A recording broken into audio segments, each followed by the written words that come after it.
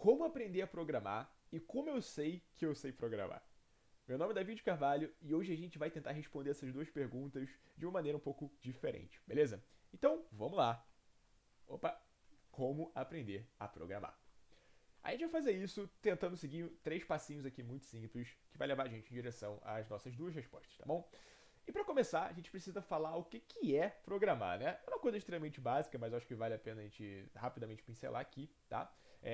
Programar vai ser nada mais nada menos do que manipular dados com o computador, né? Programar o computador para manipular dados. Então, entra informação, o computador trabalha essa informação, sai informação. Isso é extremamente genérico e é por isso que programar pode significar várias coisas dependendo do contexto que você esteja aí, né? Você pode estar programando dentro da engenharia, para fazer vírus, para fazer aplicativo, sistemas de compras de supermercado, casa de ração, jogos, etc, etc. Ou seja, a gente vai ter várias tecnologias para cada uma das áreas que a gente quiser estudar, tá bom? E por que que isso é importante? Um dos nossos primeiros passos, o nosso primeiro passo dentro desse caminho de aprender a programar, é escolher o que você quer aprender primeiro.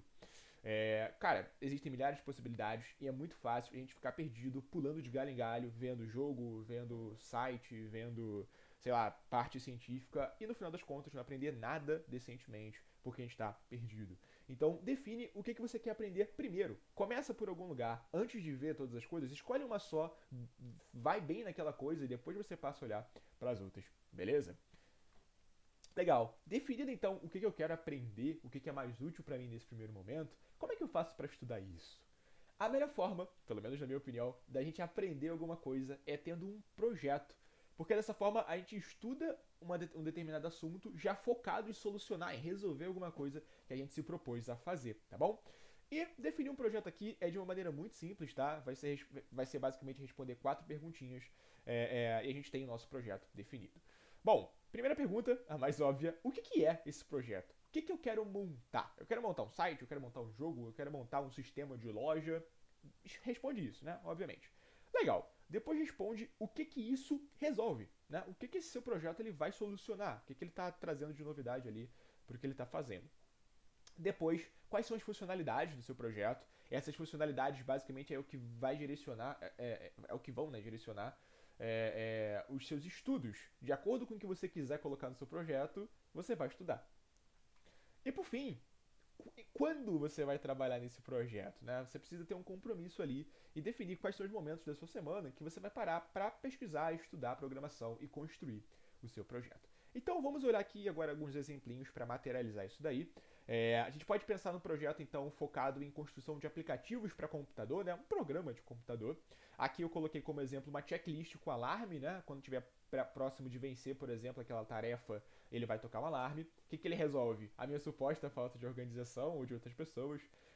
Quando é que eu vou trabalhar nesse projeto? Todo sábado, das 13 às 15 horas.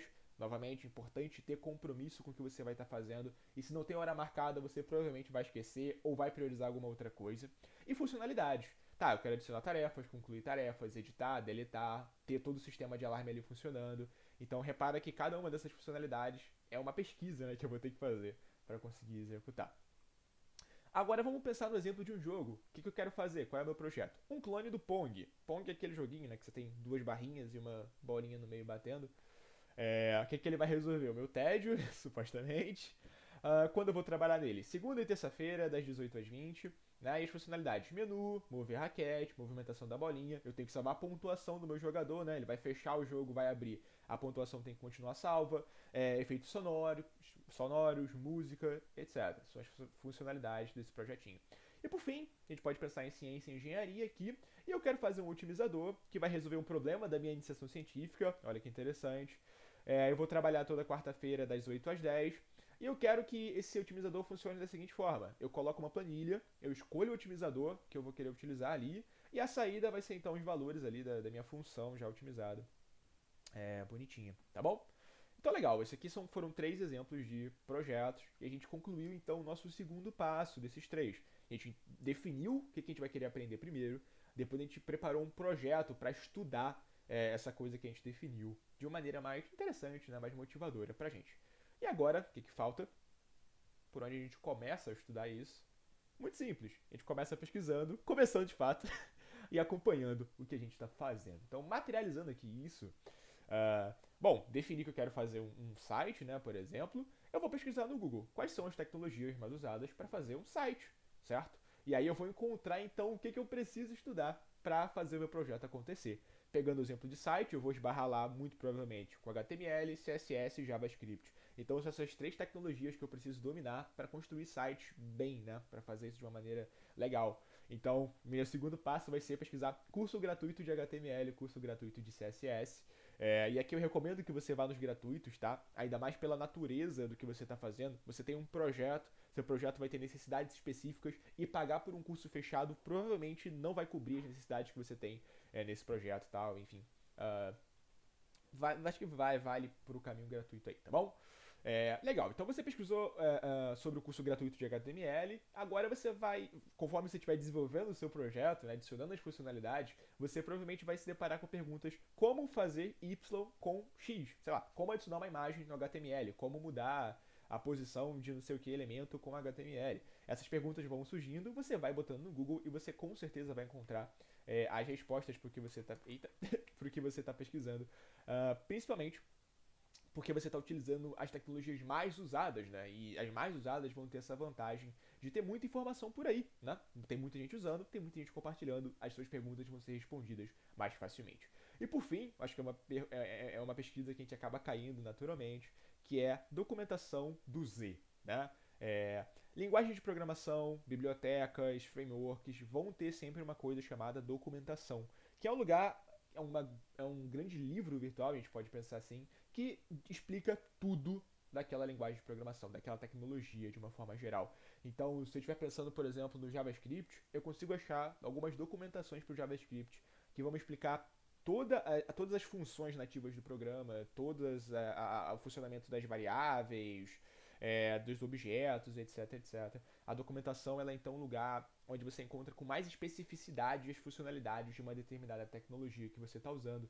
Então, se você está em dúvida de como funciona uma determinada função da linguagem que você está aprendendo, você pode botar o nome da função, documentação do lado e a linguagem de programação. Você vai achar informações sobre isso, tá bom?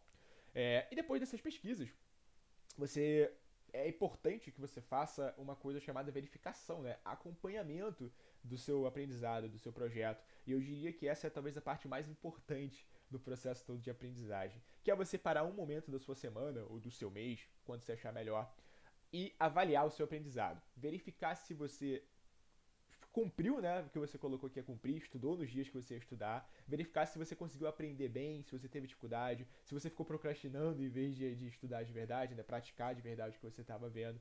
Esse tipo de coisa. É o momento que você para analisar e faz modificações no seu projeto, no seu estudo, caso seja necessário. Sem isso daqui, eu acho que é pouco provável que você consiga seguir em frente, tá? Cada pessoa é uma pessoa, mas eu chutaria que você teria dificuldade. Beleza? Então, resumo dos nossos 3 passos. Definimos o que a gente quer aprender, definimos um mini projeto para isso, para que a gente tenha um direcionamento no nosso estudo e começamos a estudar. Pesquisamos, vimos vídeos, aprendemos a linguagem de programação e fizemos o nosso acompanhamento, tá bom? E aí, quando é que eu vou conseguir responder como é que eu sei que eu sei? Como é que eu posso falar que eu sei programar? Cara, eu vou resumir isso aqui da seguinte forma. Eu acho que você pode falar que você sabe programar a partir do momento que você é capaz de resolver problemas com computação que você se propôs a resolver, certo? Então, se você já consegue criar jogos no computador, você sabe programar jogos. Se você consegue fazer sites com funcionalidades específicas e tal, você sabe fazer sites, você sabe programar sites. Então, eu acho que saber programar vai tá muito relacionado a isso, a você saber resolver os problemas que você se propôs a resolver ali, tá bom? Óbvio que vão ter pessoas que vão saber mais, vão saber menos, etc. Assim, isso dá pra entrar num grau aí de conhecimento, como tudo que você tem na vida, mas a pergunta aqui é: eu sei programar? E você vai responder sim quando você conseguir resolver problemas de computação, né? De uma maneira satisfatória. Assim, você faz o que tem que ser feito e consegue fazer isso bem. Bom, essa aqui foi a minha visão, minha opinião pessoal sobre todo esse processo. Eu espero que eu tenha ajudado vocês. Obrigado por ter assistido até aqui e bora programar. Agora eu fecho o vídeo aqui no OBS, eu nunca lembro qual é o botão de atalho disso.